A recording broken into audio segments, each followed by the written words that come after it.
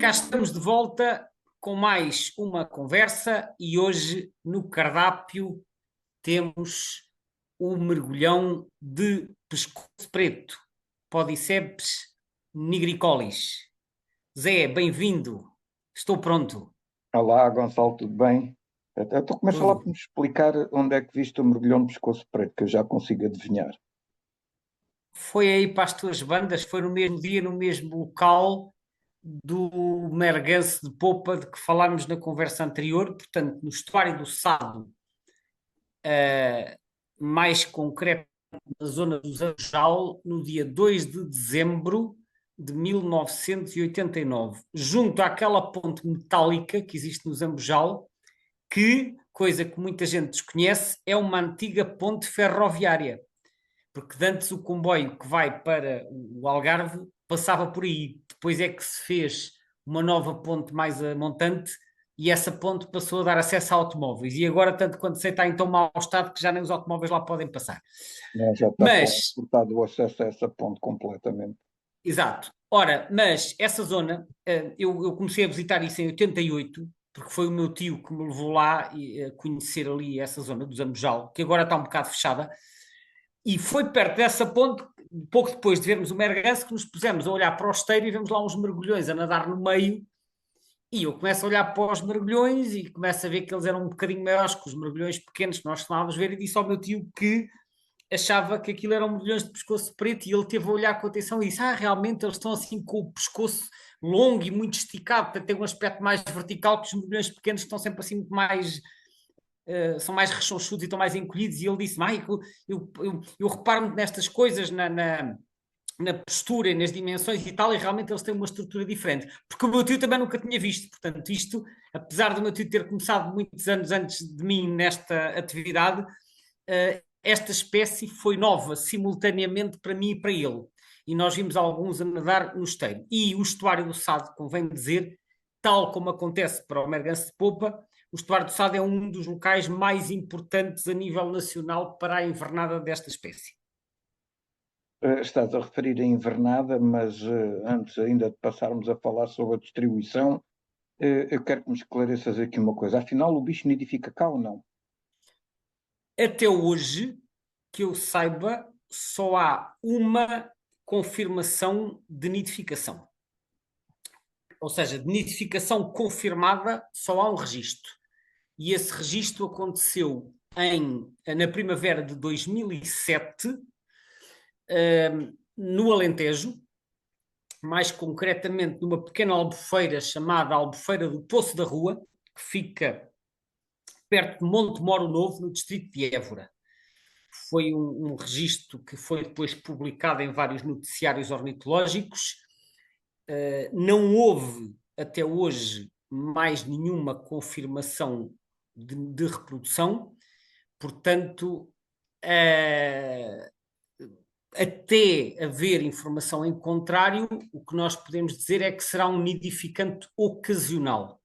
No entanto, para além deste caso da Albufeira do Poço da Rua, houve outras ocasiões em que foram observadas aves durante a época de reprodução, particularmente no Algarve. Houve observações em diferentes anos, tanto na Lagoa dos Salgados como na reserva de Castros Marinho, mas aí não houve confirmações. Isto em diversos anos, já depois do ano 2000. É preciso dizer que em Espanha, não muito longe da nossa fronteira, ali na Andaluzia, há um importante local de reprodução que é nas marismas do Guadalquivir, no Parque Nacional de Doñana. E, portanto, é possível que ocasionalmente, em certos anos, alguns casais se reproduzam por cá. Mas, até ver, como eu disse, será, na melhor das hipóteses, um nidificante ocasional.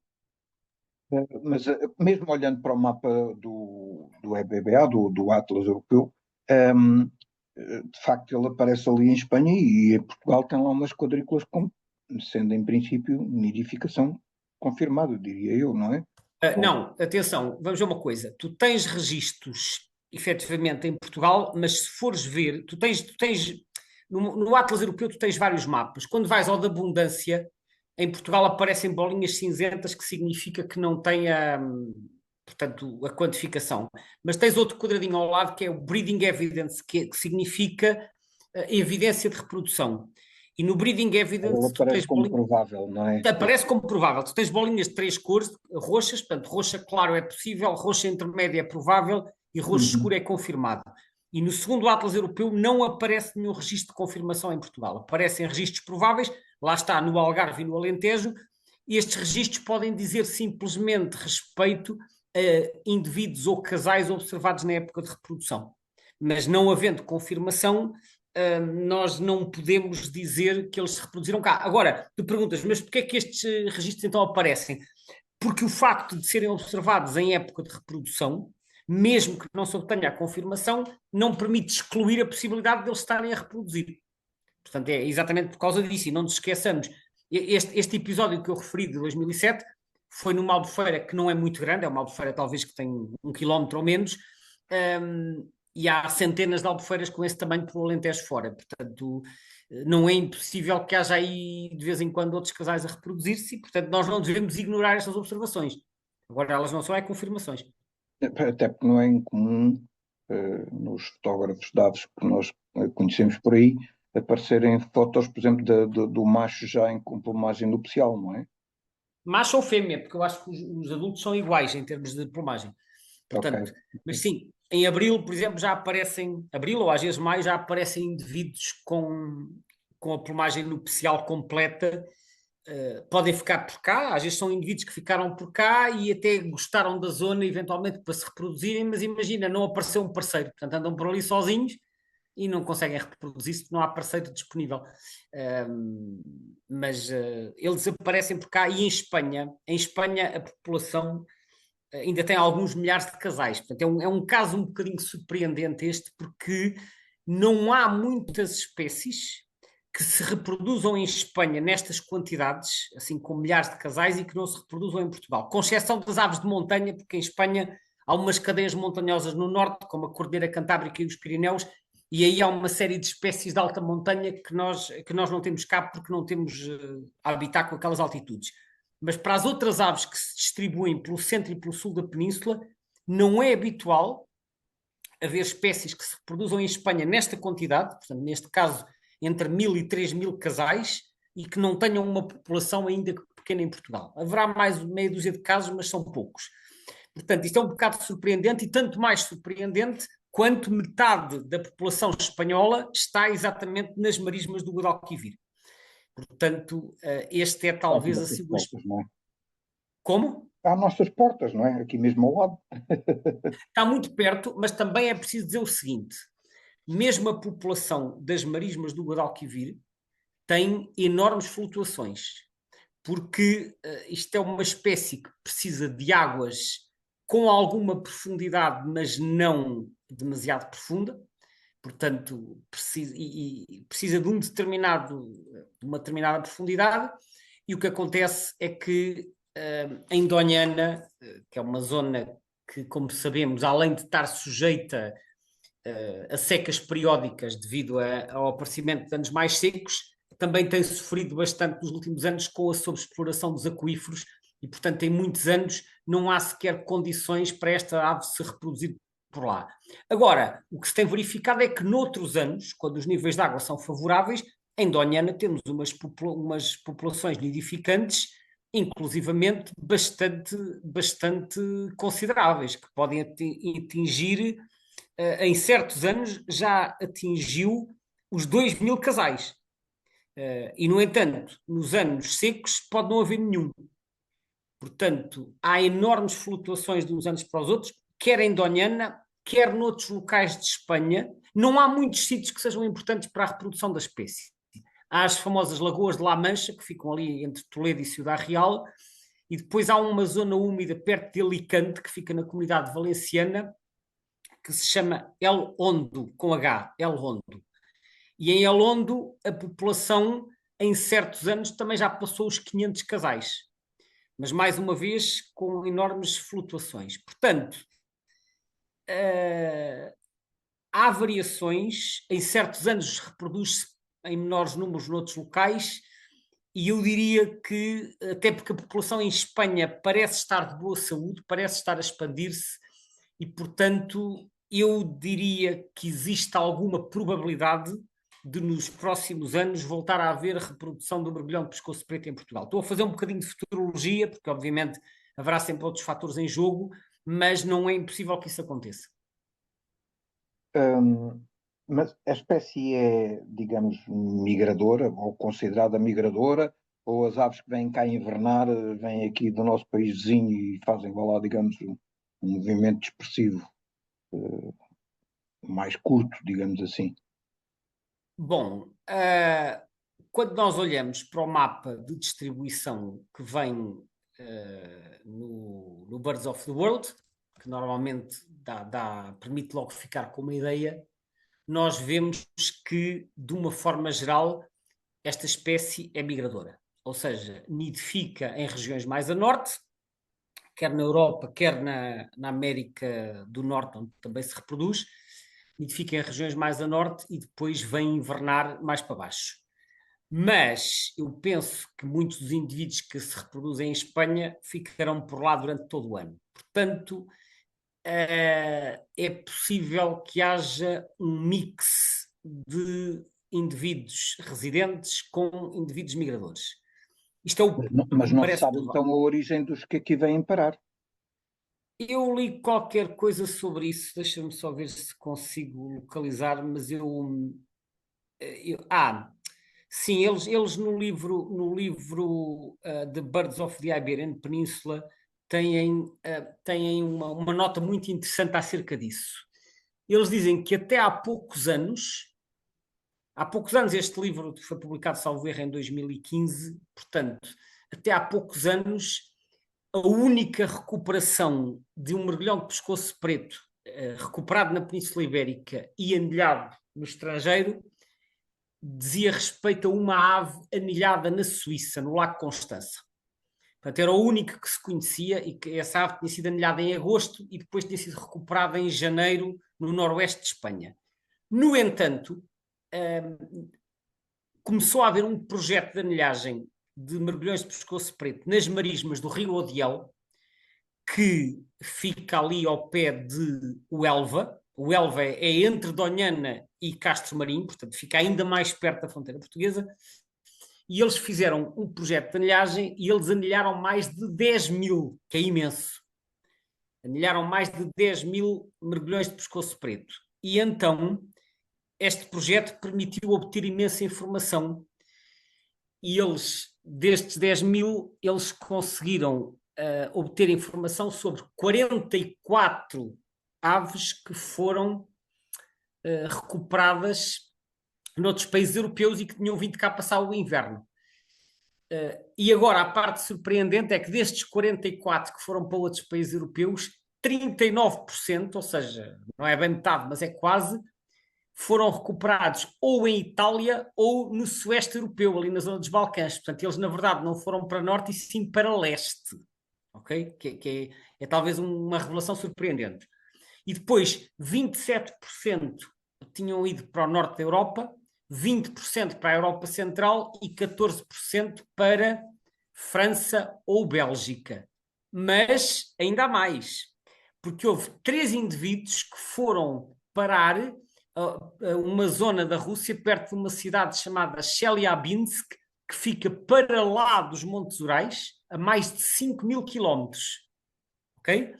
E ainda houve mais 4 que foram recuperados em Marrocos. Portanto, podemos dizer que eles vão quase em todas as direções e que recebemos cá mergulhões de pescoço preto vindos mesmo de muito longe e das direções mais improváveis. Porque agora, pensando em termos globais, a distribuição desta espécie basicamente também dá a volta ao mundo, não é? Dá. Tu tens, quando olhas para o mapa da distribuição que vem no Birds of the World, e eu saliento já agora, o Birds of the World é um site que tem uma subscrição paga, portanto a maioria dos conteúdos só está acessível a quem pague, mas a informação sobre a distribuição, portanto os mapas de distribuição são de consulta livre. Portanto, abrindo a página de uma espécie, aparece um mapazinho à direita que nós podemos ampliar e essa parte é visível mesmo para quem não tenha subscrição. Então, abrindo este mapa do mergulhão de pescoço preto, nós vemos três populações distintas. Vemos uma na América do Norte, que nidifica nos Estados Unidos e no sul do Canadá e vai invernar sobretudo no México e no sul dos Estados Unidos. Depois temos outra população na África do Sul e na Namíbia e no Botsuana, mais ou menos esses países. Na África Austral, essa que é residente. E depois temos uma terceira população na Eurásia, numa área que vai desde a Península Ibérica e Ilhas Britânicas até à China, e que atravessa uma grande parte da Ásia Central, dos Balcãs, do Cáucaso, do Irão. Tem algumas descontinuidades, isto não é contínuo, e essa população é migradora e vai invernar na bacia do Mediterrâneo, no Norte de África, Península Ibérica, costas de França, e depois mais para leste também no sul da Ásia, desde a Índia até ao sul da China e ao Japão. Portanto, estas três populações disjuntas correspondem a outras tantas subespécies. A que nós temos cá é a subespécie nominal.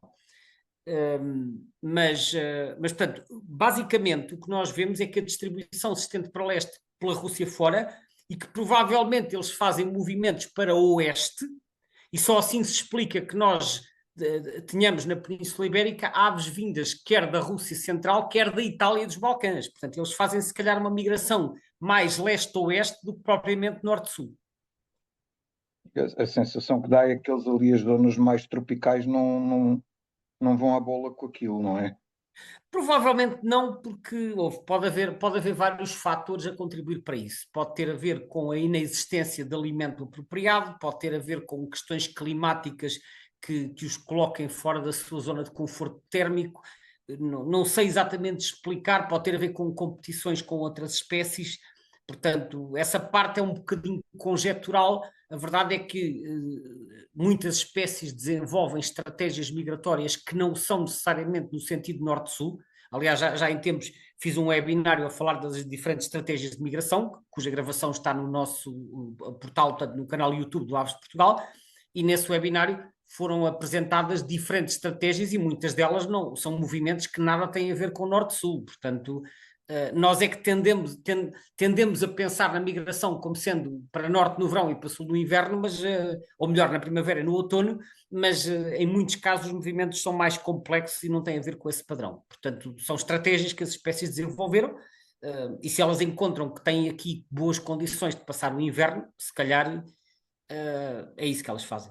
Até no mapa que tu referiste do Birds of the World, por exemplo, a população de África do Sul, na zona mais do sul de África, fica, que não é só a África do Sul, também apanha ali mais uns países à volta, será considerada como residente. Sim, aparentemente essa fica por lá o ano todo, não se desloca. Também aparecem umas manchazinhas na África Oriental, ali no Quênia e na Etiópia. Sim. Eu não fui ver em detalhe o que é que acontece com essas populações, mas sim, parece-me que só as do hemisfério norte é que são migradoras. Uhum. Quando vemos o nosso Estatuto de Conservação aqui enquanto invernante, ela passou aparentemente em 2005 de quase ameaçada para vulnerável em 2022. Ó Zé, eu tenho que te interromper. O teu som está com imensas irregularidades. Ouve-se melhor, depois ouve-se pior, depois ouve-se melhor, depois ouve-se pior. Sim. Credo. Não sei se te estás a mexer ou se estás a afastar do microfone ou o que é que se passou. Vou tentar manter-me aqui mais perto para tentar reduzir um bocadinho isso.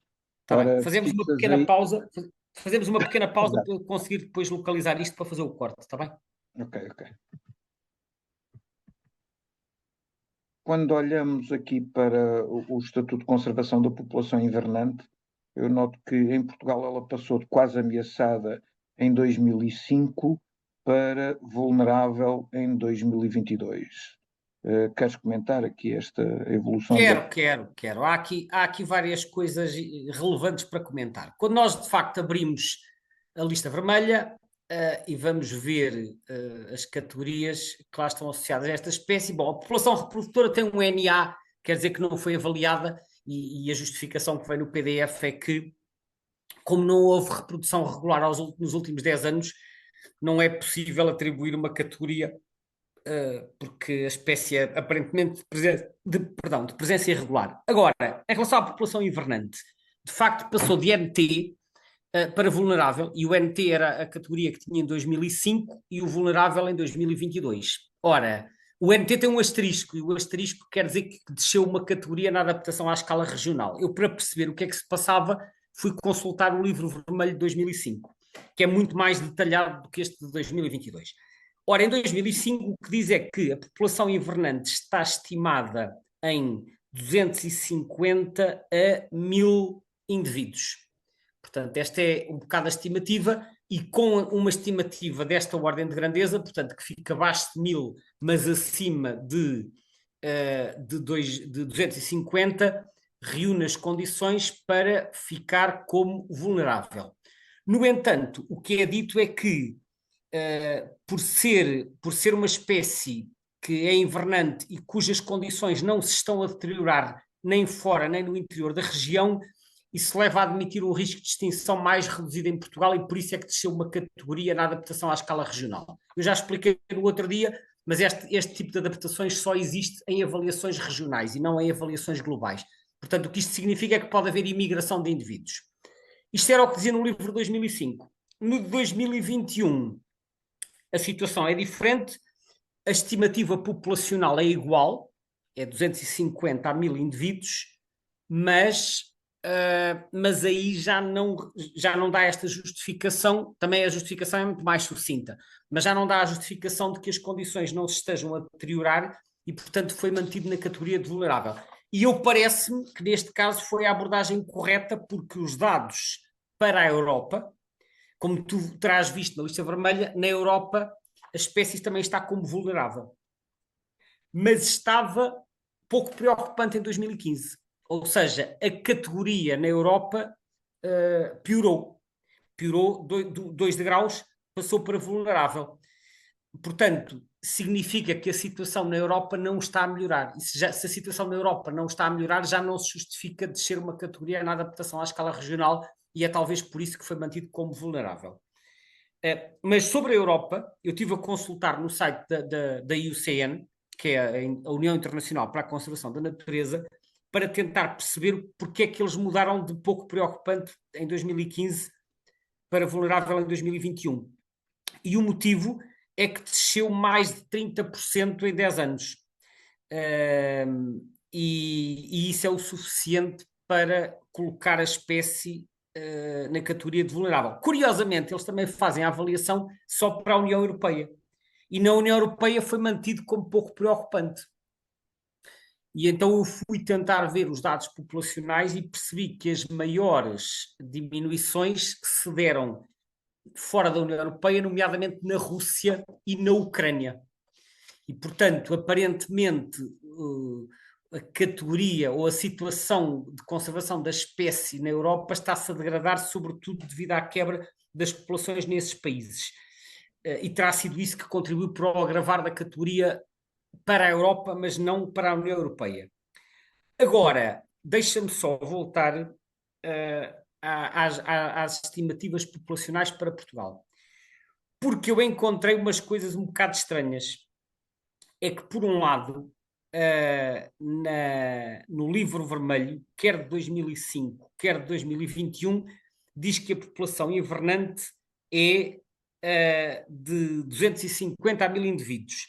Mas eu depois fui confirmar ou verificar o que é que diz no livro vermelho europeu, que também tem lá estimativas populacionais. Isto são umas fichas que estão disponíveis no site da BirdLife e os valores são completamente diferentes. Então, na ficha de 2015 diz que a população invernante é de 100 a 200. Isto é muito abaixo dos 250 a 1000 e já seria o suficiente para colocar a espécie na categoria em perigo. Mas depois, no quadro de 2021, os valores que aparecem são ainda mais estranhos, porque tem um intervalo que vai de 60 a 1400. Ou seja, diminui-se o mínimo e aumenta-se brutalmente o máximo. Eu não faço ideia de onde é que vêm estes valores. Eles dizem que a fonte é o programa de monitorização das aves aquáticas invernantes. Esses dados, infelizmente, não estão publicados, como eu já referi várias vezes aqui, que é uma pena. Portanto, eu não faço ideia de como é que se chega a estes valores. Eu acho 1400 mergulhões de pescoço preto em Portugal um exagero completo, porque em Portugal, tanto quanto se saiba, só há 2 locais onde podem invernar mais de 100 aves. Um deles é no estuário do Sado, onde ocasionalmente a população atinge esses valores, 100 aves. Outro local que também atinge essa ordem de grandeza é a reserva de Castros Marinho. Também todos os invernos costuma aparecer por lá um contingente de 100 ou 120. Portanto, só a soma destes dois locais já chega aos tais 200, 250. E depois, noutras zonas do país, eles aparecem, mas aparece um, dois, meia dúzia, raramente mais de 10. Portanto, eu não estou bem a ver como é que se chega a 1400, nem sequer a metade disso. Portanto, honestamente, não estou a ver. Talvez haja aqui algumas contagens que nunca foram divulgadas e que, de repente, se percebe que a população de mergulhões de pescoço preto em Portugal é muito superior, mas eu desconheço completamente isso. Portanto, resumindo, os valores que são publicados na lista vermelha e aqueles valores que são publicados pela BirdLife para Portugal não batem certo uns com os outros e, portanto, eu fico na dúvida em quais valores é que nós podemos acreditar como sendo minimamente rigorosos. Portanto, há aqui muitas informações que são discordantes. E realmente, olhando ou complementando, digamos, essa informação com uma vista de olhos aqui pelo mapa do EBBA2, mapa comparativo entre os dois atlas, o segundo e terceiro, não é? Isto tem aqui uma salganhada de quadrículas onde a espécie supostamente desapareceu, outras onde apareceu. É uma coisa assim um bocado estranha, mas digamos, no texto que acompanha isto, vem lá de facto uma referência a um declínio mais ou menos contínuo da população. Eles referem, o texto, aliás, é curioso referir isso, os textos, eu penso que já mencionei isto em conversas anteriores, os textos inicialmente não estavam disponíveis, o site só disponibilizava os mapas, mas entretanto passaram 5 anos sobre a publicação que aconteceu em dezembro de 2020 e os autores, ou a editora, decidiu que nesta altura já podia disponibilizar o texto, talvez isto já não vá canibalizar as vendas do Atlas. Não sei se foi esse o motivo, seja como for, são boas notícias, portanto o texto agora já pode ser consultado no site do EBBA2. E então, o que eles dizem? Eles dizem uma coisa muito curiosa, eles chamam a atenção, apesar do mapa, como referiste, ser uma salganhada de vermelhos e azuis, vermelhos, quer dizer, os cor de laranjas, que são as quadrículas onde a espécie desapareceu, há algo que salta à vista. Os cor de laranjas estão concentrados sobretudo a leste, no leste da Europa, e os azuis estão concentrados sobretudo a oeste. E eles, no texto, no penúltimo parágrafo, eles salientam isso, que há sobretudo perdas no leste europeu e ganhos no oeste, o que sugere uma expansão da espécie, da área de distribuição da espécie em direção ao oeste, que terá começado no século XX, e eles até lançam uma hipótese para explicar essa expansão, esse desaparecimento a leste e esse aparecimento a oeste, embora eles admitam que não há evidências para suportar isto. Portanto, isto é uma conjetura. Mas eles dizem que esta invasão de aves vindas do leste pode ter sido uma consequência da dissecação de lagos em zonas estepárias à volta do Mar Cáspio. Nós sabemos aquilo que aconteceu no Mar de Aral, que foi uma tragédia, que é um mar que já fica ali na Rússia, e que os níveis de água desceram de forma preocupante devido à extração de águas para projetos de irrigação, ao desvio de águas, e eu penso que haverá outras zonas úmidas em que isso possa ter acontecido. A população da Rússia sempre foi quantitativamente muito importante, e eles admitem a hipótese de as aves terem vindo procurar novas zonas de reprodução na Europa Ocidental. Mas, como disse, eles dizem que isto não há provas disto, é apenas uma hipótese que eles estão a lançar. De qualquer forma, achei interessante e por isso também não quis deixar de partilhar aqui. Itália, por exemplo, parece que ganhou uma espécie nova, não é? Itália tem ali algumas bolinhas, mas a Itália há poucas, talvez por não haver muito a habitar, mas eu não sei muito bem qual é a situação em Itália para além daquilo que vem aqui Eu também achei estranho foi o sul de França também estar assim completamente em branco. Porque o sul de França é muito montanhoso. Sabes que França, uma forma de olhar para a geografia de França é sempre esta. França é um hexágono, né? Como sabemos. E se tu traçares uma diagonal desde o canto sudoeste até ao canto nordeste, portanto, desde Estrasburgo até Andaia, para norte dessa diagonal são planícies, para sul dessa diagonal são montanhas. Portanto, resumidamente, a geografia de França pode dizer-se assim desta forma. E se tu traçares essa diagonal, tu vês que os quadradinhos de reprodução estão todos para norte da diagonal, que é a zona das planícies. Para sul é uma zona muito mais montanhosa e provavelmente tem muito pouco habitat. digo eu. Portanto, há muitos quadradinhos azuis em França, mas estão todos para norte da diagonal. Mas sim, a espécie tem tido enormes alterações na área de distribuição na Europa, e possivelmente vai continuar a ter, e como disse, não é descabido pensar, até porque em Espanha eles parece estar a aumentar um bocado, não é descabido pensar que num futuro próximo voltemos a ter nidificação em Portugal. Olha, eu acho que ainda havia imensa coisa para dizer, agora olhei para o relógio e já passou meia hora, Já, portanto já, acho já temos. Pois, eu estava aqui a pensar que neste momento, quem quiser saber, por exemplo, porque a ave se chama nigricolis, vai ter que ir procurar investigar sobre o assunto, ou então fica à espera pela segunda ronda, e na segunda ronda a gente... Não, ainda há outra hipótese, que eu estava a pensar. É um webinário acerca do tema. Olha, fica aqui prometido. Esta temporada, até ao verão, vamos fazer um webinário sobre um mergulhão de pescoço preto. É uma promessa, está bem? Mas Com isto também me existe, despeço. mas já existe no canal YouTube uma coisa sobre identificação de mergulhões, não é? Isso já existe, é um bom começo. Mas vamos fazer um webinário porque esta espécie realmente tem aqui muitos aspectos interessantes para falar. Portanto, olha, esta primavera vamos falar dele. Até à próxima, então, Gonçalo. Obrigadíssimo por esta conversa. Obrigado, Queres deixar Zé. Até alguma breve. dica para a próxima ou nem por isso? A próxima vamos ter um pica-pau. Então, até lá. Até lá.